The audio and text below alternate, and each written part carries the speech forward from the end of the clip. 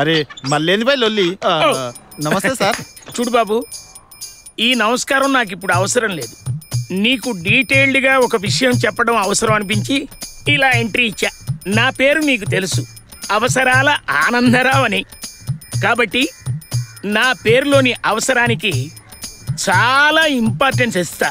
అదేంటంటే ఏంది సార్ అది? అరే ఏడు ఇటు ఈ రూము అద్దెకిచ్చి చిన్న చిన్న అవసరాలు తీర్చుకుందామని ఎంతో ఆశపడ్డా. మీరొచ్చి రూమ్ అవసరం అని అడిగారు, మీకిచ్చా. ఆ తర్వాతే తెలిసింది. ఏంది సార్? మండింది ఈ గుమ్మం. ఆ ఆనందం మీకు దక్కాలంటే అద్దెనే అవసరాన్ని నాకు ఇచ్చేస్తే నేను అనవసరమైన ఎంట్రీలు ఇచ్చి కన్ఫ్యూజ్ చేయను. అర్థమవుతుందా? కరెంట్ కరెంట్ ఏంటి?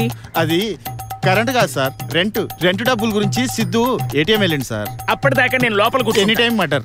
ఏంటన్నా? అంటే ఏటీఎం లో డబ్బులు లేవని బ్యాంక్ వెళ్ళాడు సార్ డబ్బులు వేయడానికి. సరే మధ్యాహ్నం వస్తా. మధ్యాహ్నం ఎందుకు సార్?